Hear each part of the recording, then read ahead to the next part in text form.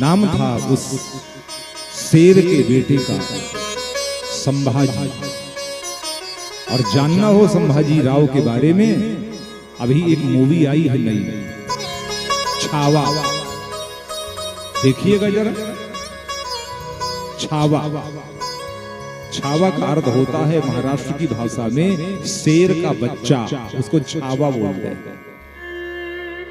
और सच में शेर का बच्चा था वो संभाजी राव, छत्रपति संभाजी राव, जिसको धोखे से अपने ही लोगों ने षड्यंत्र करके मुसलमानों के कब्जे में डलवाया था। वो पकड़ा गया था और पकड़ने के दूसरे दिन उस संभाजी राव के बालों को नोच नोच करके उखाड़ा गया था।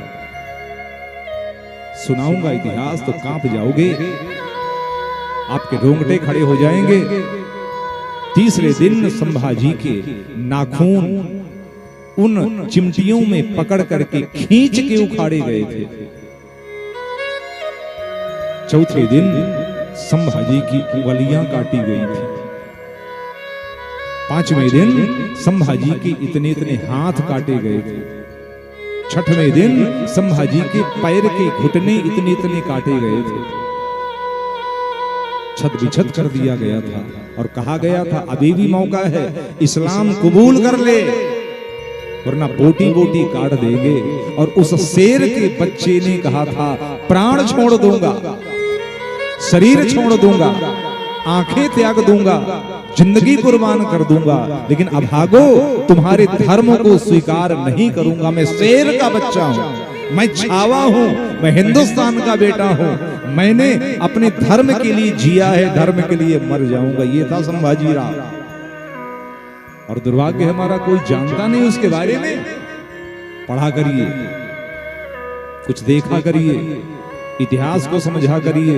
कितने लोगों ने हमारे देश के लिए कुर्बानियां की, कितने नाम जानते हैं दो चार को छोड़कर। दो चार को छोड़कर किसी का नाम नहीं जानता। और जो दो चार हैं उनके भी छोटे छोटे इतिहास हैं। हमारे देश के अभागे इतिहासकारों ने अकबर को महान लिखा।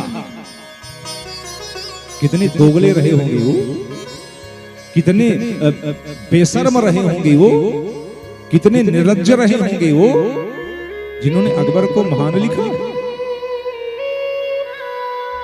भगत सिंह को किसी ने महान नहीं लिखा, चंद्रशेखर आजाद को किसी ने महान नहीं लिखा, वीर बंदा बैरागी को किसी ने महान नहीं लिखा। और उस अभागे को जिसने हमारे देश को लूटा, जो हमारे देश की बेटियों को पकड़ के खींच करके बलात्कार करने के लिए मीना बाजार लगवाता था आगरा और दिल्ली में, उसको महान लिखा। कुछ नहीं, ये केवल साजिश थी हमारे धर्म को नष्ट करने की। और साजिश के तहत ये तीन मुख्यमंत्री जो पहले सरकारों के 1947 1950 के बाद जो हुए, उन्होंने ये सब कारनामे किए। इसलिए निवेदन है, जरा इतिहास समझा करिए, देश और धर्म के बारे में सोचा करिए। याद रखिएगा विधर्मों की नजर हमारे ऊपर पड़ी हुई है, जरा सा चूक जाओगे धर्म नष्ट कर देंगे। और सब याद रखना, फिर सबको पकड़ पकड़ करके धर्म परिवर्तन करवा दिया जाएगा। हिंदू नहीं रहेंगे, फिर या तो ईसाई बनना पड़ेगा या तो मुसलमान बनना पड़ेगा। इसलिए सावधान रहिए, धर्म के प्रति सजग रहिए, धर्म के प्रति चैतन्य रहिए, धर्म के प्रति सतर्क रहिए, अवेयरनेस जीवन में लाइए, तभी जीवन का कल्याण होगा।